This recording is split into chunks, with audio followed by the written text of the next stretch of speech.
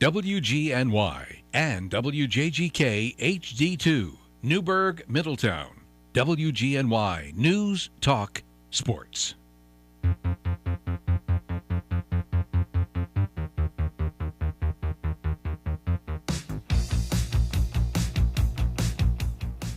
Hello, ladies and gentlemen, and welcome to an exciting Thursday edition of Jake's Hot Takes, right here on WGNY 1220 94.5 News Talk Sports. My name is Jake McVey, joined here again. Finally got him back from the aliens. Matt Yes. Galgano. How you feeling, Matt? Feeling fantastic. They probed me. They read my mind. They didn't find anything. They let me go. Yeah, and back to talk sports. I didn't even have to pay the ransom. They told me 25. I tried to talk them down to 20. Week later, they just gave them to me. Yeah, they didn't want me. I didn't feel any use for them. It was a good time, but you know what wasn't such a good time, Matt? Yeah, no. A miserable game in San Antonio for the Knicks last night. Just poor performances out of everybody, and uncharacteristically poor performances too, I would say, out of guys like OG Anunoby and I would say Josh Hart, but we'll say it is characteristic for him as of late. Inconsistent Josh Hart. Yeah, but we'll talk about him Josh later. Hart. Yeah, we're gonna have a conversation about him. It's just the issues that have popped up in this game have been apparent all season, but this game was really just the pinnacle of it. The bench depth is just awful for this Knicks team. Is really what it is, especially with Jalen Brunson out. Yeah, and Deuce McBride coming off the bench, that is, he was kind of our primary bench guy, the guy that was going to be able to come off the point or come off the bench and generate some offense up at the point. But he had an all right performance last night. 11 points, 0 rebounds, and 11 points, 3 assists, 3 rebounds and 5 assists. Wow, scrambled my brain there. The Deuce McBride performance was just so mid; it just completely scrambled my brain. The only person who was out on the court last night for the Knicks who looked like they actually wanted to be, though, well, there was a few guys. The only starter was Mr. Karl Anthony Towns. Who he played very well. He had himself a phenomenal night, I got to say. Yep. And also Mitchell Robinson played pretty well. His first double-double of the season, so that's a good sign for him after coming back from injury. Yeah, big day for Mitch. Pretty happy to see it. And not just the offensive and the rebounding production was there. He also looked good defensively. He had a pretty good night. We didn't, as a team, we had a pretty bad night defensively in general, but Mitchell Robinson was one of the small bright spots. I mean, even Towns, who had a great night offensively, did not look all there defensively. So, I think it's just about this team being able to find their rhythm for the time being. Karl Anthony Towns, the aforementioned, 32 points, had himself 9 rebounds and 2 assists. Just, great offensively, but all right defensively. And OG Anunoby, I was quite disappointed with. I don't think anybody on the team other than Karl Anthony Towns had points from an actual shot that wasn't a free throw until just towards the end of the first quarter, which, if you're trying to win a basketball game, usually not making baskets is one of the worst things that you could do in terms of your chances of winning. I don't know if I don't know if I'm breaking new ground when I say that missing a lot of shots usually means that you're going to lose a basketball game. The shooting performance from this team was just awful. But the Spurs were also kind of having their way with our defense. We witnessed a player kind of bring out their own prime Curry and Rodman in one person, Mamu. He had 34 points while shooting 99% and 9 rebounds in just 19 minutes. Less than 20 minutes. How do you let that happen? Yeah, it's pretty crazy. How do you let a San Antonio bench player, without Wemby or De'Aaron Fox and Greg Popovich, they didn't even have their head coach. We're talking a team that is down their head coach and their 2 best players. Granted, Popovich has been out for a while. They've been able to readjust, but without Wemby or De'Aaron Fox, we are a team that, maybe not this season, but hopefully in the near future has championship aspirations. And we lost to this janitorial team of San Antonio players. It's just, Meanwhile, we have OG Anunoby, who played almost double Mamu's minutes and put up 14 points for 5 rebounds, 1 assist. And OG disappointed me tonight because OG is usually my old reliable. I can sit down and watch a Knicks game, and if we're going to have a really bad performance, I can at least say, well, OG had a good night. Usually in that range, even the range that he scored tonight, being 14 points, it was an awful 14 points. 5 of 15 from the field, 2 from 6 from behind the arc. I mean, no wonder we lost. No one, like, that's basically my takeaway from this game. No wonder we lost. I'm surprised we didn't lose by more. Tom Thibodeau does not know how to coach against a pick and roll. We got championship aspirations, hopefully, and every time San Antonio ran that pick and roll, it was a free look at the basket every single time, and no adjustments were made. Pretty much, and I think Tibbs just has some rotational issues. He does. I mean, having Cameron Payne and Landry Shamet out there for the last 5 minutes of the game is just not ideal, especially when they're rolling. And honestly, Jalen Brunson could have my ankle if he really needs it at this point. Jalen Brunson, if you're listening to this, if you need an ankle, man, take mine. Probably not as strong as yours, but it'll do. It is not looking good. I mean, the Spurs also just had a pretty good night. Obviously, Mamu played fantastic. Stephon Castle had a pretty good game. Castle had a pretty good night. Harrison Barnes, very efficient night. 50% from the field. 2 for 5 from 3. It was an okay night for him, but just this was a game where we should have been able to experiment a little bit and try and find some rotational sets that we would be able to play in the event of we need a big win against we got a game against the Clippers coming up. We might need a big win against them. The race for the East is getting tight, and we are down our best player, and we're still looking for combinations of guys that we can put together in order to be successful on the court. And instead, we go and we get dog-walked by San Antonio. Yeah, it's just one of those games, and the Knicks are in a bit of a skid right now. I say skid, but they're 3-3 over the last 3 games, and it's been without Brunson. So Brunson's going to come back in a little while, and hopefully they'll be back up to their form. But this is just not a good look for a team that, coming into the season, had championship aspirations, especially with the additions of Karl-Anthony Towns and McCall Bridges. McCall Bridges especially, I mean, the aforementioned OG Anunoby having 37 minutes. McCall had 32 minutes, only 14 points. Not a great game from him again. Yeah, you need any indication of how this game went. I mean, Mamu played less minutes than OG and Mikal Bridges, and he managed to outscore both of them combined. Yep. So if that's any indication of how this game went, like, dude had 19 minutes on the court, and he just decided to turn into, I don't know, like, prime Jokic. Yeah, prime Jokic. Just perfect shooting number, almost perfect shooting numbers. It's frustrating. Yeah. But, of course, we do need to look on to the future a little bit. We got the Charlotte Hornets next. I believe they're coming to the Garden to play, so hopefully that will give this team a little bit of a pickup and hopefully let us – oh, wait, no. I stand corrected. We are going to Charlotte for the next game. Yep. But, this is a game – and I know we were saying the same thing about San Antonio. This is a game that we should win. But Charlotte is 3-7 in their last 10. They are third to last in offense throughout the entire season. I mean, if there were ever a layup game that we can just get to a heavy lead at the beginning of and just coast our way to the end, I think that there are must. Yeah, this is a must. This is a must. If we lose this game, I don't even know, man. This is tough. A must. Even though JB isn't on the court, just need to have this one. And the Hornets are pretty healthy right now. They don't have anyone on their injury report, but this is just one of the least talented rosters in the NBA right now. Truly. And you just have to beat them. All you need to do is contain LaMelo. Yeah. LaMelo is that team's offense. He is the facilitator. He is the scorer. He is everything except a rebounder.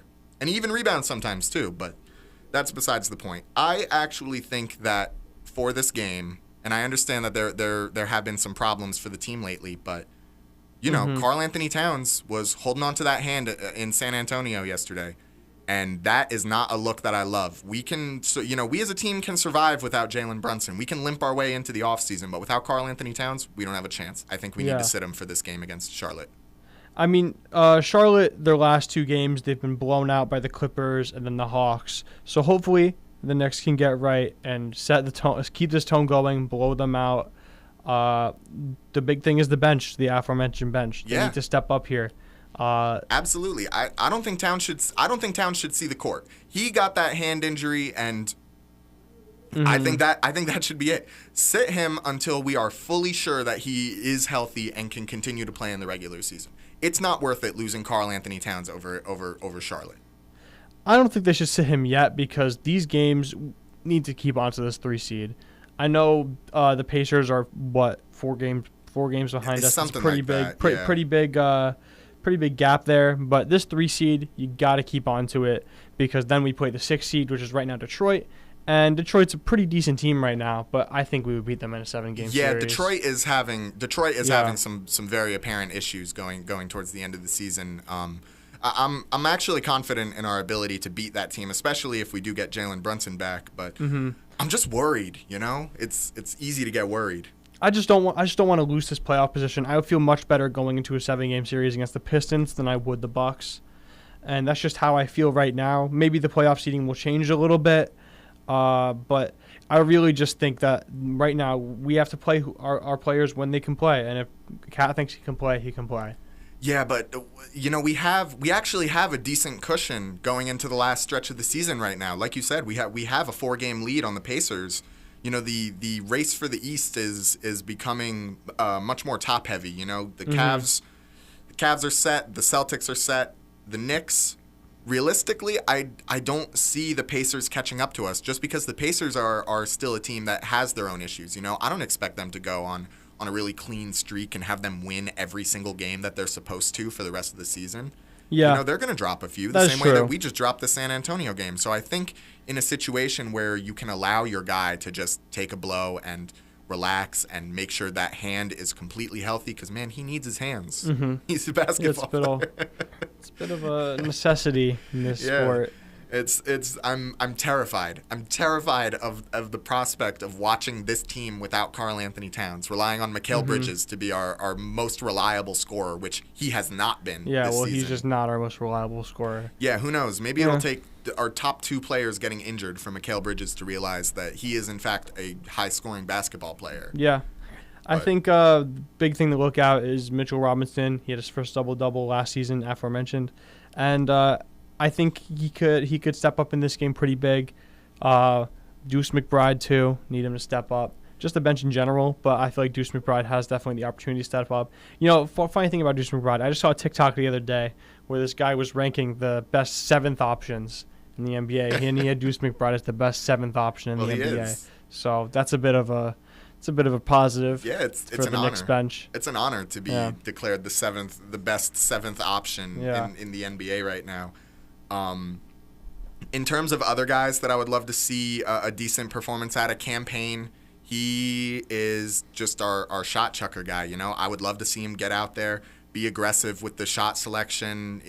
Just because he doesn't make them all the time doesn't mean that he's not, at least contributing in some way. Just keeping. I think if we keep the Hornets on their heels, we just need to put foot to the gas and not let up until the very end of the game. And Campaign is that kind of player, So I think that he would actually be a phenomenal guy to see get some more minutes than he usually does. I mean, he played 17 minutes in against San Antonio. I would love to see him get 20. I would love to see him get 20 and get up to that 6 3-pointer, 7 3-pointer range. Because all he needs to do is make a couple of them in order to keep pace and keep the Charlotte team on their heels. And this team, I feel like once Charlotte goes down, they are not, if we can knock Charlotte down early, they're not going to get back up. Especially, like I said, if we keep the foot to the gas. Mm-hmm. I mean, we're heading into the last, 18 games of the season. Yeah, about. And it's getting down to the wire, and we need to keep our lead ahead. I think we keep Cat in for these next 3 games against the Hornets, the Wizards, the Mavericks. If we win all 3, we can rest him. We can rest him a little bit, let them both get healthy for a little while, and then make that last season push. And I think we really need to try to compete against the Cavs and the Celtics late in the season. Definitely. Need to prove our worth in the East is really what it is. You know what? That is a fair enough point, but I just, There's a lot of nuance. There's a whole situation around it. But anyway, that's going to do it for right now. When we get back, we are going to be talking about Josh Hart and some more of the bench pieces. So make sure you stick around on Jake's Hot Takes, WGNY 94.5 News, Talk, Sports, emphasis on the sports. Stay tuned, folks.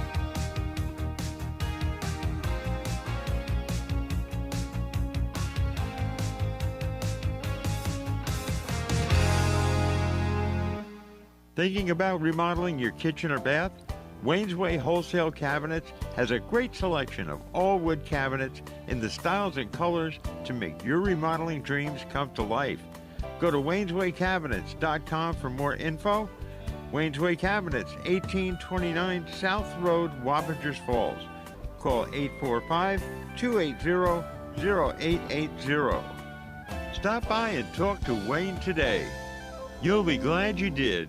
Your life relies on power all day, every day. With winter upon us, winter-related storms and power outages disrupt your home life, work life, and more. Don't be left in the dark. Call Essential Power Systems, your local Generac automatic standby power dealer, protecting your family, home, and business. Already have a Generac? Ask about maintenance, monitors, and cold weather kits. Call Mike the Generator Guy for a free estimate. 845-227-0514. Online at EssentialPowerGenerators.com. Never be powerless. Get Generac by Essential Power Systems. Michael's Appliances presents Ask Andy, the appliance expert. Andy, what's the average amount of time for clothes to dry? We've had customers call us up and they're timing their dryer, drying one shirt, and they can't understand why it takes an hour and a half for that one shirt to dry.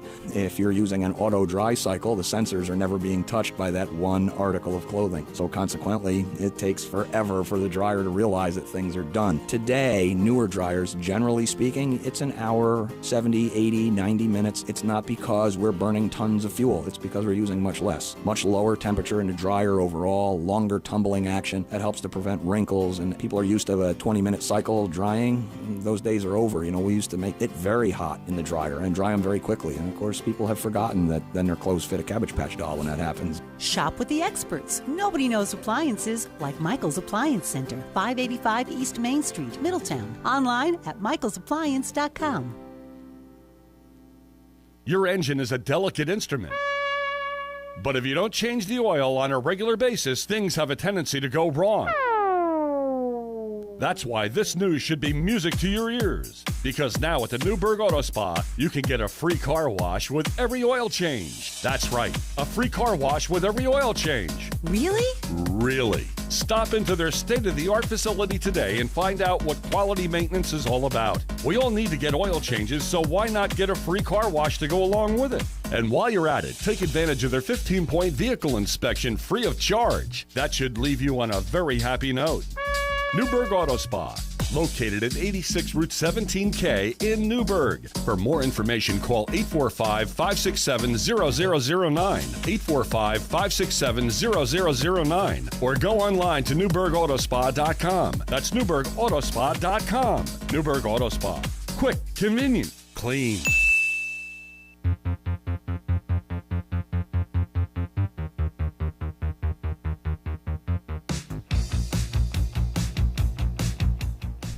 Hi there. We're back. Are you a Knicks fan who has a Josh Hart problem? Yes, but I think at where this roster is right now, in terms of all the bench issues, I just don't think there's a better option than having Josh Hart in the starting lineup right now. Matt, I am getting so frustrated with Josh Hart. I'm speaking to you not as a radio show host, but I'm speaking to you as a man, as a Knicks fan right now, Matt. Yeah. I'm so frustrated with Josh Hart recently. You can tell that the Jalen Brunson injury is having an impact. Has had a very negative impact on him. Yes. I mean, it makes sense, but recently it's just been poor. He had a great game against Miami a little while ago, but it was on much less minutes. He played he played 6 less minutes in Miami or against Miami than he did in San Antonio, and he played 10 less minutes than he did against Golden State. I think Josh Hart needs to be coming off the bench right now. I'm just going to say it. I just don't think so. I think he brings a lot defensively, and he has a lot of flashes with rebounds that is not really going to happen with anyone else on the bench. Like, who would you replace him with? Here's my idea for the starting lineup, all right? Thibodeau, take notes, all right? This is how you create a starting lineup, all right? We got Deuce McBride at the point. We got Mikal Bridges at the 2. Slide OG down to the 3. I know he's a little oversized, but, he's proven his value day in and day out. So I think OG needs to stay on the lineup no matter what. We got Karl Anthony Towns at the 4, of course. And then we let the big man, Mitchell Robinson, let him start. If we need to make some early substitutions because Mitch can't keep up with his, less than stellar conditioning, then that's that. But I mean, we need to be getting off to hot starts against teams right now. I don't know if our team is consistent enough right now to be hanging in these really intense dogfights. And especially, I don't know if Josh Hart is going to be able to contribute, especially when not only is he not making shots, he's taking up a decent amount of shots too. See, well, Josh Hart, he hasn't really found his way with shots recently. I just don't think Mitchell Robinson is really the solution to that.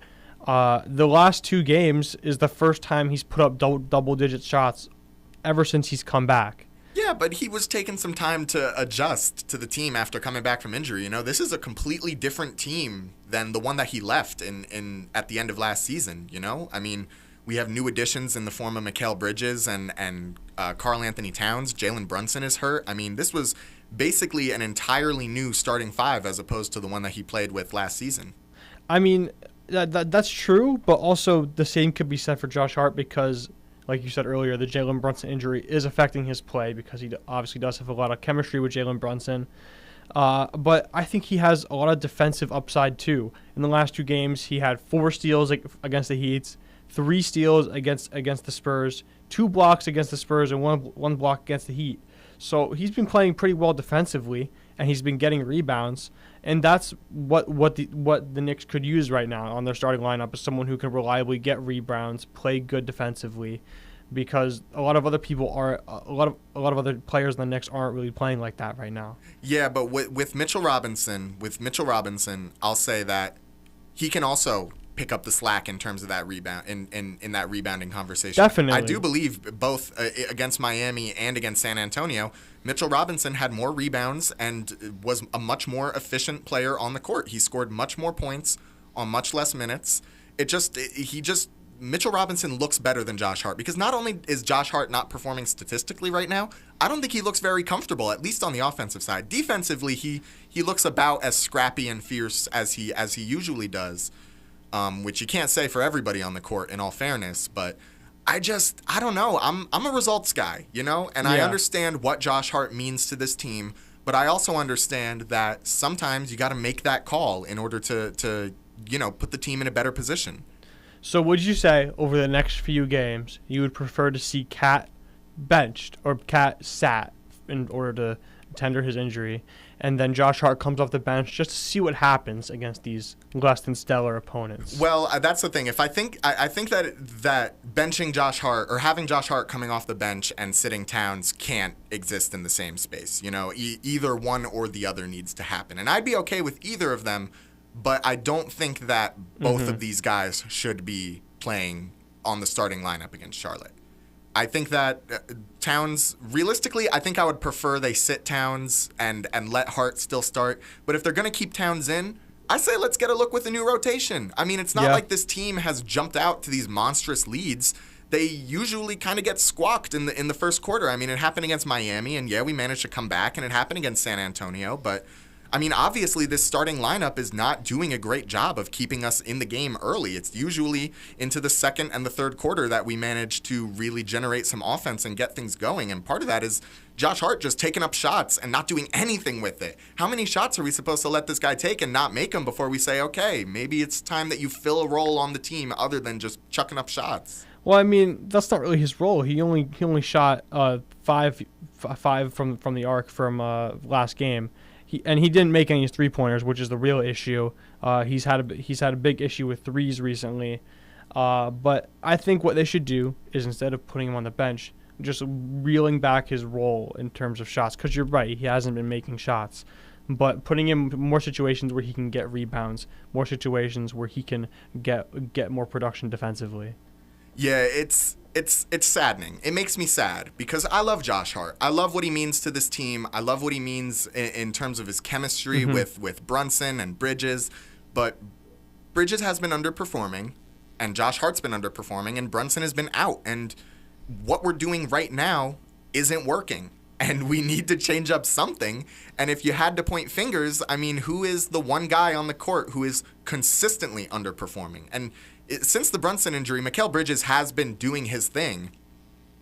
And I think part of that is just that he's getting more opportunities. You know, Mikal Bridges is a very high-volume guy. So I actually think that the Brunson injury benefits him as opposed to, causing a detriment to all the other guys.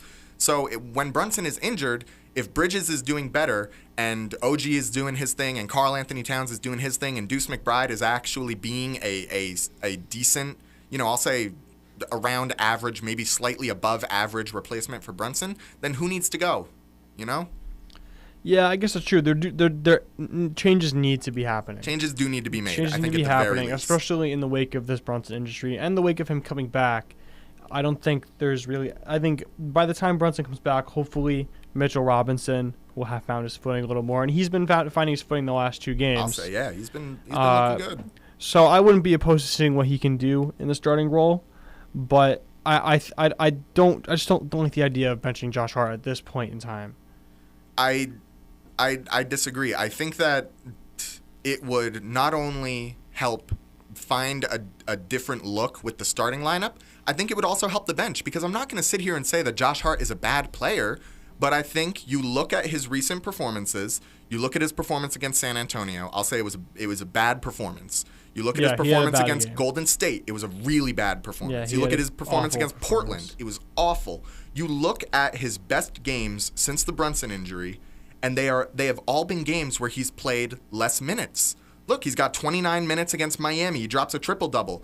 He had 31 minutes against Sacramento, and he had 18, and he was shooting 66% from 3. I mean, I don't know if it's a conditioning issue, if the minutes are just too much for him or what, but he looks better the less he's on the court.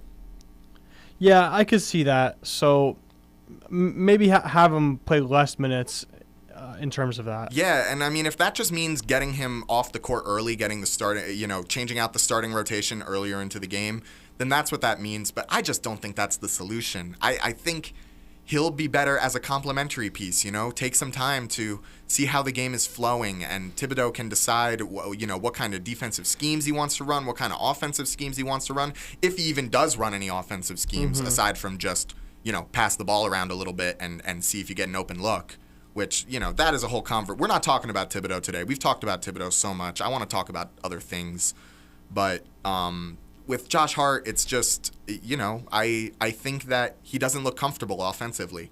And I think that reducing his role in the starting, taking him out of the starting lineup and reducing his role in the offense is the best way to do that. Because you're right, he does contribute a lot in terms of rebounds and assists. But, he's still putting up shots no matter what. Yeah. And the shots aren't going. So that's the shots aren't going. Yeah. But I mean, there are lots of guys on this Knicks team that I would actually love to see get some more minutes. I think that there's a lot of interesting pieces that we might be able to do something. Campaign, we talked about him earlier. He can be a guy where when you get a lead, you can put him in and he will really put the foot to the gas. He's a very aggressive shooter. He'll take any look he can get. He's out there, just no rebounds, no assists, just for the love of the game, just shooting out there. It's like he's in practice, Any look he gets, he'll take. And Landry Shamet is another guy who is, not physically the most pressing. That's the problem with our bench right now, is that a lot of these guys are not very pressing defensively. Campaign and Shamet can generate some offense, and they can actually. Shamet is actually not bad in the assists department. He can dish the ball out a little bit and facilitate a little bit when he's on the court, but none of these guys can really hold the weight defensively that a guy like Josh Hart or Mikal Bridges or even Deuce McBride. Deuce McBride had a good game defensively against San Antonio. I was actually pretty happy with his performance, but there's not really anybody on this bench aside from Mitchell Robinson who can do that, and Precious Achiuwa, man. Yeah, I was just going to say, Precious Achiuwa. We haven't seen much from him recently. He didn't play too great in the 7 minutes he played. He's really disappointing. I mean, he played 30 minutes in that one Warriors game a week or two ago, and he had 15 rebounds, which is pretty good. But other than that, he hasn't been too great.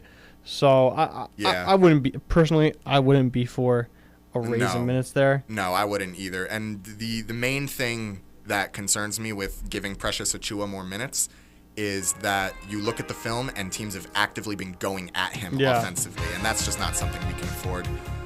When we get back, we're going to be talking about some NFL news. We got the Jamar Chase and T. Higgins signing. Big stuff. And then we're talking some NFL rule changes. So make sure you stay tuned, sports fans. Jake's Hot Takes, WGNY 94.5. News, talk, sports, emphasis on the sports. We love our sports here. Stay tuned. We'll be right back.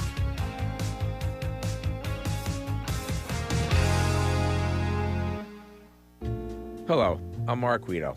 Thank you for making Frank Guido's Little Italy the #1 location for all of your special occasions. From an intimate family gathering to a festive affair for up to 100 guests, Little Italy is the place to go. We are experienced, professional, and affordable.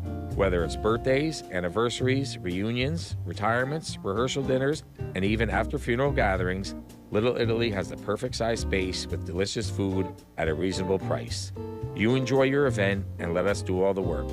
Call Marie at 845-340-1682 or visit us online at frankguidoslittleitaly.com. Call Marie at 845-340-1682 or visit us online at frankguidoslittleitaly.com. Little Italy has the perfect size space with delicious food at a reasonable price. You will be glad you did. And remember, as always, come celebrate on the day of your birthday and get up to a $25 value on us.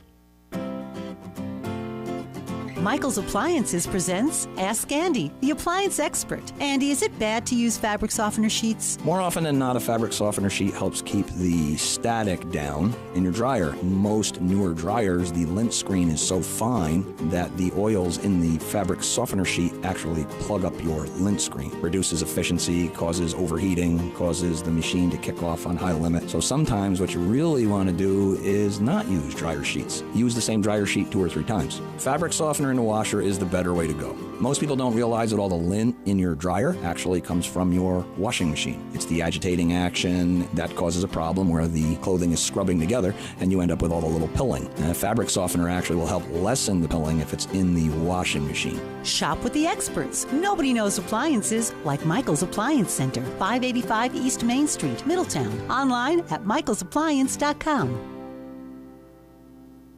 What if your limited inventory had unlimited potential? What if your biggest risk was not taking one?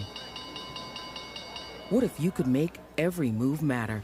Bank of America's Business Solutions can help bring your biggest what-ifs within reach. Find out how our digital tools, cutting-edge insights, and trusted expertise can work for your business. What would you like the power to do? Visit bankofamerica.com/banking for business to learn more. Bank of America is proud to be the official bank sponsor of FIFA World Cup 2026. Confidence is knowing you're ready to handle whatever comes your way. That's what it feels like to take on your workday with Cintas. They make sure your AEDs are up to date, your fire extinguishers are tested and inspected, your floor mats are cleaned and delivered, and your workwear looks good, feels good, and is freshly laundered with the Cintas Apparel Plus program. So are you ready to take on today? Visit Cintas.com and get ready for the workday.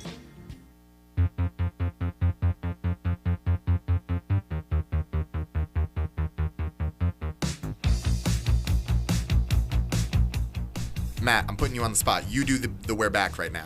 All right, so we are back, ladies and gentlemen, to Jake's hot takes. Actually, no, it's Matt's hot takes today. I shouldn't have given him the reins. And we're going to be talking about an NFL. A lot of stuff has happened. NFL free agency. One of the biggest stories of the NFL free agency so far big wide receiver McCall Hardman to the Packers. That did happen. That's pretty big. I thought that was the big story. Jamar Chase and T. Higgins, the 2 Cincinnati Bengals wide receivers, have been paid a boatload of money. Yeah, a boatload. Like a genuine boatload. They are both making bank. And you know what? I love to see it. Personally, they both deserve this money. Jamar Chase, it was never a question of whether he was going to play or get paid because he's one of the best wide receivers in the league right now. Someone even says the best. Personally, I don't think so. But he is very good, one of the most talented wide receivers in the sport right now. He's such a big piece of that Bengals offense. T. Higgins, in a similar vein, is also, I wouldn't say he's one of the best, but he's definitely by far the best wide receiver 2 in the league. Who would you say is the best wide receiver 2? No, come on. We got There's so many great wide receiver 2s in the league. We got Devonta Smith. We got Jalen Waddle. T. Higgins is better. I would say Devontae Adams is in a conversation for that. Okay, if you consider him the 2 on the Rams. I like him as one of the better 2s in the league. Devontae Adams has been underrated recently. He has been underrated recently. People don't like him. He's getting old. Just because he was on the Jets and he's friends with Aaron Rodgers, people don't like him. Yeah, well, I think that's a good enough reason to like someone. Aaron Rodgers is his own conversation, but no, I think that the Jamar Chase signing was appropriate. I mean, this guy is your offense. He's realistically, by the end of his career, Jamar Chase probably will be the best wide receiver to ever play for the Bengals. Yeah, he will be 100%. T. Higgins, not so much. I'm not buying it. I'm not buying that T. Higgins deserves all that money. I mean, 4 years, $115 million for a two. They're two of the best wide receivers in the AFC. But for a two? Yeah, I think it's totally worth it. You really think that T. Higgins is one of the best wide receivers in the AFC? Yeah, I do. In the really whole do. Division? One of the best in the AFC. I'm thinking about the AFC East. I mean, I would say Tyreek Hill is better than Higgins. Yes. I would say, thinking of the AFC East, I can't think of anyone else in the East Garrett that's better. Wilson over T. Yes. I would take T. Higgins over Garrett Wilson. I would take Garrett Wilson, man. I would take T. Higgins over Garrett Wilson. That's ridiculous. AFC South, I can't think of, I guess Nico Collins. I would take T. Higgins is a Joe Burrow merchant. What are we talking about here? That's not true. He has He's one great. of the most talented passing quarterbacks in the league right now, and he's not even getting the team's best defender covering him. No wonder the dude's putting up numbers. I'd be disappointed if he wasn't. I mean, that's probably why he wanted to stay. But you know what? I think T. Higgins could easily be a wide receiver 1 on so many other teams in this Wan'Dale league. Robinson in that wide receiver 2 slot, and I guarantee you he scams the Bengals out for the same amount of money. I don't know if that's true. I mean, they do have Andre Yoshivash. He could have filled in. Yeah, big important signing, Andre Yoshivash. But the big question with these Bengals signings, these payings, is are they finally going to be able to do something in the draft? No. They've only drafted 2 decent players since their Super Bowl run in 2021 with Chase Brown and Cam Taylor-Britt. Yeah, and those are the only so. 2 decent players that they've drafted. And Chase Brown was a really good find because he's honestly a great player. Yeah, he is a great player. I'll say that. But defensively, they just have not hit at all. And I actually saw this a video the other night about. They were talking about the difference between the Cowboys and the Bengals because the Bengals and Cowboys, they're 2 teams that don't really do big free agency signings, right? But for different reasons. The Cowboys are the richest team in the sport. The Bengals are the poorest team in the sport. The Cowboys have a huge scouting program. Mm-hmm. The Bengals have the smallest scouting program. Yeah. Cowboys are able to find late round draft picks. The Bengals are not able to because their scouting program isn't as great. Yeah, it's bad. Their owner cannot give out as much guaranteed money as the Cowboys can. Yeah. Well, I mean, I believe, I don't know his name, but the owner of the Bengals is the only NFL owner that isn't a billionaire. Yeah, so it makes sense that he doesn't have the same funds that, a guy like Jerry Jones, who Jerry Jones could try to go broke, and he couldn't at this point. Yeah. But, no, I think that in a vacuum, maybe the T. Higgins signing would be okay. If there were not so many more pressing issues for this Bengals team. There are a lot of pressing issues. Every player on that defense basically just got told, we do not value you as much as our wide receiver 2. Yeah. Trey Hendrickson just got told, we do not value you as much as we value T. Higgins, our wide receiver 2. We're going to lock down Jamar. Of course, everyone was expecting Jamar to get handed a blank check. We knew he was going to become the highest paid non-quarterback in NFL history, That title basically doesn't mean anything. It's been thrown around from so many people to Max Crosby to Myles Garrett, now to Jamar Chase. It doesn't really mean anything at this point, but it does mean that he's just getting a crud ton of money. Trey Hendrickson must be feeling terrible right now. He's going to get traded to some bottom feeder team for like a 3rd or a 4th round pick. The Bengals have no leverage right now. They either let him walk or they trade him for basically nothing. I like Trey Hendrickson. Trey Hendrickson is great. He is great. And I you know what? He can go play somewhere else. They'll probably trade him to the Colts or something for like a 3rd round pick. But what I'm saying is the Bengals had Jamar Chase and T. Higgins and no defense. Yeah. They didn't even make the playoffs. And now they just made their situation even worse. And they're like, okay, we're still going to, Bengals fans are so confident. Okay, we're still going to make the playoffs. No, you're not. Bengals fans, you are not making the playoffs this year. They did hire a new defensive coordinator, so maybe that can fix some of their woes. Because it was schematically.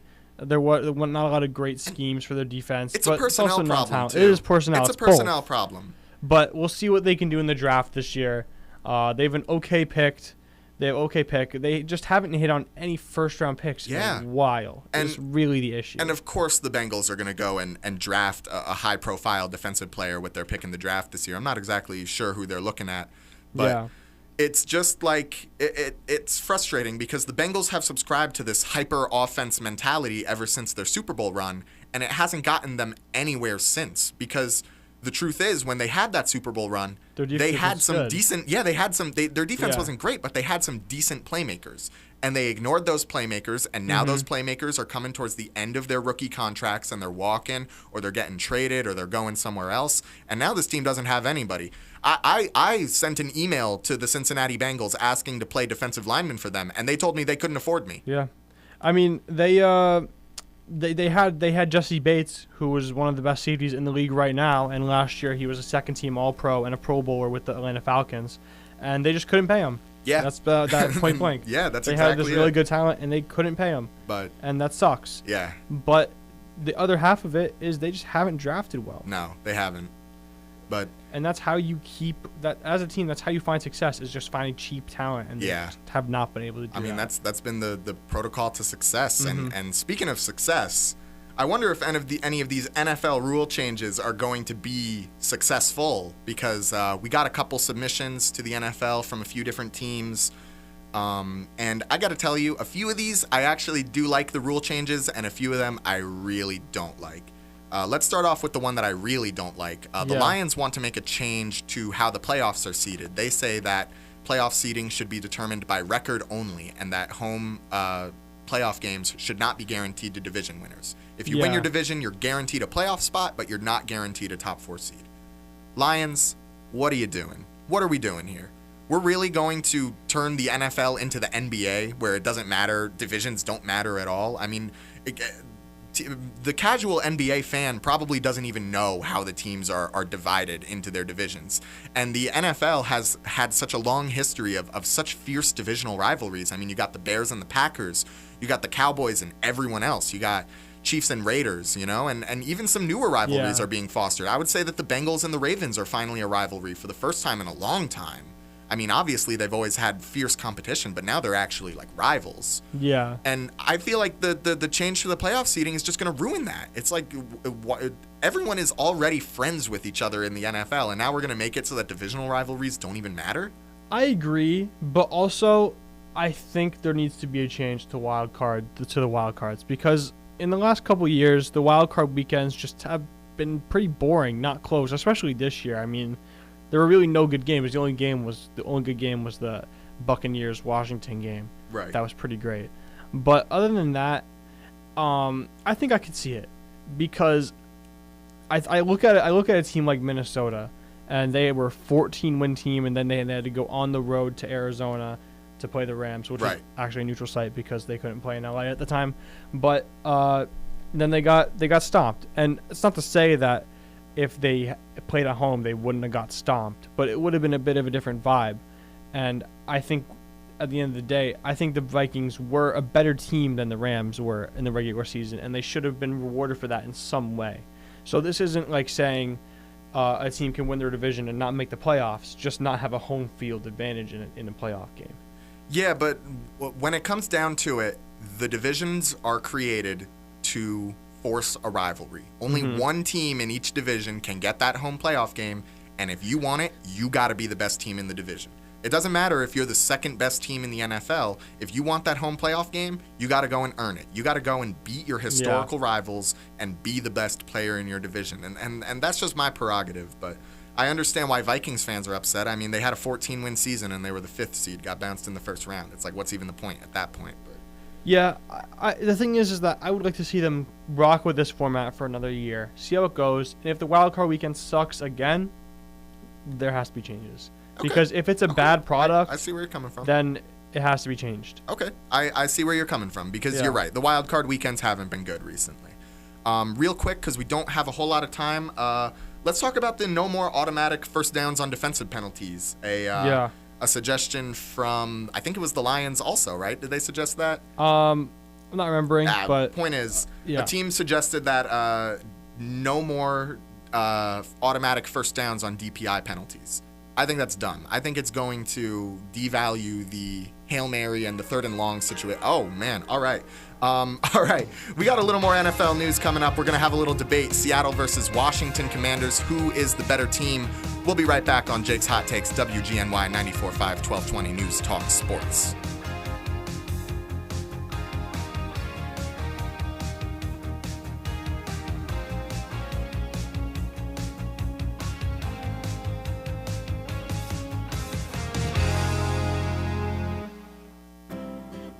Michael's Appliances presents Ask Andy, the appliance expert. Andy, what makes my oven smell so bad when I self-clean? Self-clean, my favorite weapon in the world. Self-cleaning is a brutal environment. Most people don't think about it.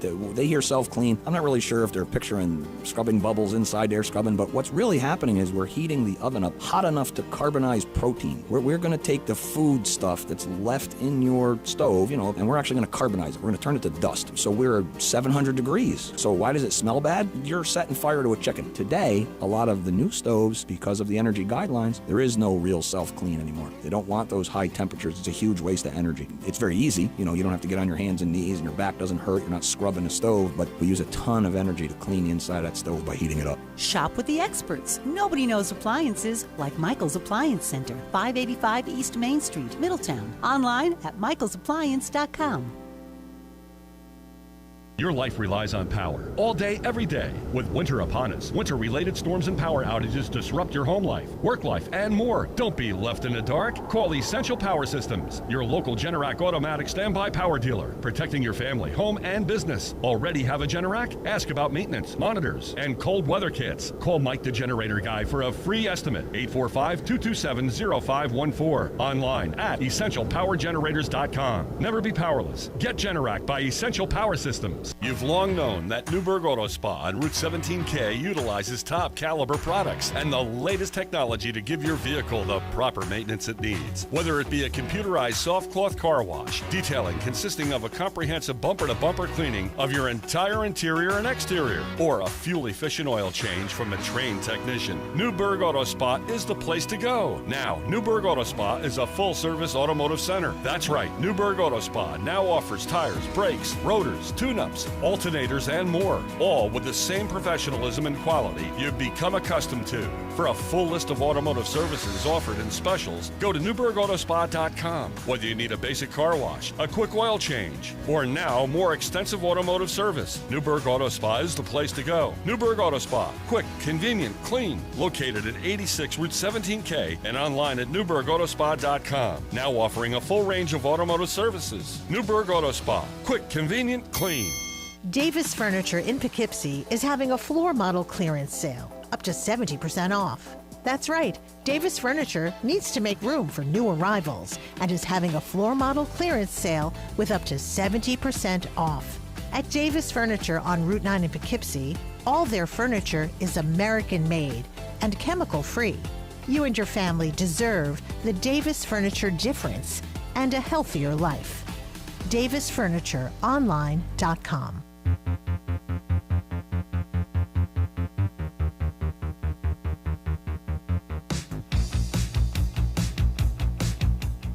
Welcome back, sports fans. It's Jake's Hot Takes.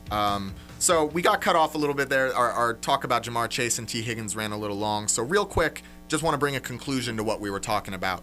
I think that the removal of an automatic first down to the DPI penalties will devalue third and long and Hail Mary, fourth and long situations, because it'll give a defensive player too many opportunities, too many freebies to foul before it's really a problem, Yeah. It'll take away the value of those plays, but that's just me.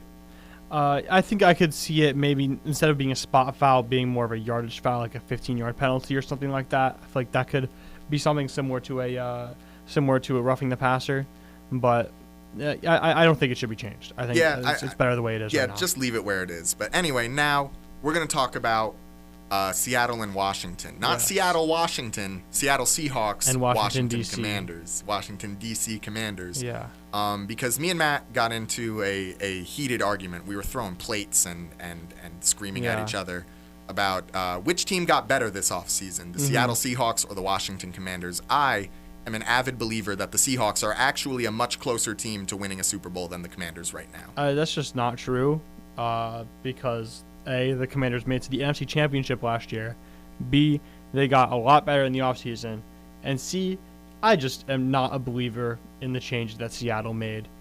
Seattle had a much better offseason than the Commanders, I think. I could see that. They had a much better offseason, and I think that they feel like a much more concise team right now. Sam Darnold has proven himself that he, at the very least, can get your team to a very high win total in the regular season. And sure, in the opportunities late in the season and in the playoffs, he's underperformed, but he's still a developing quarterback. I mean, he's younger than Joe Burrow right now. There's plenty of time for Seattle to develop Sam Darnold into a great quarterback. And Seattle has lost two of its biggest problems in their wide receiver core. And Lord forgive me, I got a Seahawks friend who might be watching this right now, and he loves DK and he loves Tyler Lockett, so I'm sorry. But DK and Tyler Lockett were not contributing to winning last season. JSN is a young stud, and he has proven that with his performance on the field. And I think him and Sam Darnold are going to be a much more lethal combo than McDaniels and Terry McLaurin. I honestly don't mind the Sam Darnold edition. I like the Cooper Kupp edition. I think that's going to be a positive addition to the team. I just don't think last year the Seahawks' biggest issues were offensive play calling and offensive line, and they just haven't fixed that. That's still their biggest issue, and it's going to be their biggest issue. And I've many doubts that Sam Darnold will look as good as he did last year with this Seahawks offensive line letting up as much pressure as they did last year. Yeah, but Sam Darnold is he's not the most mobile quarterback, but he's a quarterback that has proven that he is able to avoid pressure and bail out and throw on the run. And yeah, sometimes he gets a little rattled, but I think that just comes with experience, you know, and Sam Darnold has another year under his belt. He's gotten that playoff experience and that late season real meaningful game experience for the first time in his career, because he wasn't doing it in New York, he wasn't doing it in Carolina, and he definitely wasn't doing it as a backup in San Francisco. Yeah. But it just there's so many levels to Sam Darnold as a player right now, and I'm not saying that there's not levels to Jaden Daniels, because obviously Jaden Daniels is a better player than Sam Darnold right here, right now. But Sam Darnold has top 7 upside. There are only 6 quarterbacks in the NFL right now where I am 100% certain that Sam Darnold will not be better than them this year. They are Patrick Mahomes, Josh Allen, Joe Burrow, Lamar Jackson, Jalen Hurts, and Jaden Daniels. Slip of the tongue. Got basketball on the mind. But anyway, not only that, they bolstered their wide receiver core a lot compared to DK and Tyler Lockett. They have Cooper Kupp on the roster right now. That was a great signing for them. And they have Marquez Valdez-Scantling, the MVP maker. You know, I would say I think that actually is a good addition for them, because I feel like that he'll actually fill in for that DK role where he can take it off the top of the defense. Yeah. The thing is, I actually like Seattle's additions, but I just think they didn't fix their absolute needs at this time. Sure. I think for the future, it could be good. I think in maybe 2 or 3 years we could see Sam Darnold playing to a high level behind a decent Seahawks offensive line, but I just don't think the Seahawks, with the talent they have right now, are good enough to compete right now. But I think the Washington Commanders, they were good enough to compete this year, and they've made tons of great additions to continue competing. I mean, they added Deebo Samuel, who is not that great, but I think that in this Cliff Kingsbury offense, I think someone with Deebo's skill set is something that they really could use right now. Larry Tunsil, they traded for him, and now they got Jane Daniels, a true left tackle to protect him, and that line is going to look even better than it did last year. And also, I think a lot of people are forgetting about last year midseason they traded for Marshawn Lattimore, which he wasn't too great in the playoffs, but I feel like with an off-season of training in this Washington Dan Quinn defense, it could do wonders for them, and he really could be back to his Saints form. So what you're telling me is that Washington this offseason went and acquired the big 3 of washed. No, they're you got not old man washed. Laramie Tunsil, you got old man Marshawn Lattimore, and you got old man Deebo Samuel. These are all guys who realistically should be, Deebo specifically and Lattimore, should not be the primary, especially Lattimore, all right? Especially Lattimore. After his performance late in his New Orleans career and into his time in Washington, he does not look like the same player he is anymore, and he does not push the needle for me as much as a lot of other guys that, you know, Seattle signed did. I mean, I just don't think that the Lattimore signing is very valuable. Laramie Tunsil is good, but how good is he really going to be at this stage in his career? The issue with Tunsil is not anything like pass protection or run blocking. That considered, he's one of the best in the league. Penalties was a huge issue for him last year, and it was the big reason why Houston decided to move on from him. Yeah. Hopefully under the Cliff Kingsbury offense, a little more organized, he can clean that up. And the thing about Debo is that I think people are a little overestimating how integral Debo is going to be to this offense. I think honestly he's going to be the wide receiver 2 or wide receiver 3 of this offense. And I think that's absolutely fine. He's not taking that title from Terry. I mean, Terry's been good. Terry's been better. And in that 2019 draft class, Terry has always been better. Terry just didn't get the media attention. And I love Terry because you know. But, you know, Debo, even in his time late in San Francisco, he looked like more of a liability than anything else. And don't even get me started on San Francisco because they are just falling apart right now. I'm going to pivot a little bit. Let's talk about San Francisco because they're falling apart right now. They are falling apart. But what I think their strategy is that, and something they've been really dominating with the last 5 years of their franchise, is letting players walk, letting coordinators walk, and then receiving compensatory draft picks. And this year, again, they have the most compensatory draft picks of any team, and that's how they build their team, is that they let players walk, and that's how it happens. Yeah, but part of that was also that San Francisco just always had that strong core around them, you know, on both sides of the ball. They had Fred Warner, who was always a strong player. Nick Bosa has always been a great player. They had, on the opposite side, they had George Kittle and Brandon Ayuk, who Brandon Ayuk throughout his career has been pretty good, but recently hasn't been looking so hot. It's just that a lot of the old reliables for San Francisco have looked like they're starting to fall off. Warner had a great season last year, but he's getting old, man. He's getting up there in age. Yeah. And these guys that they're signing are not cheap. Kittle is not a cheap tight end. Warner is not a cheap linebacker. Nick Bosa, very expensive edge rusher. I mean, it looks like they might need to just blow up this old core and try something new. But the most important thing is that Purdy is not going to be a cheap quarterback at this point. Yeah. I mean, he's making less than $1 million a year right now, and they want to pay him. Yeah. And why not? I mean, he took you to a Super Bowl. I bet the 49ers wish they had Darnold. I don't know. But I like Purdy. And honestly, I like paying Purdy because I think he's a decent quarterback, and they took him to a Super Bowl. I don't think there's any reason to think that the Niners can't build up talent again and then a similar result can't happen.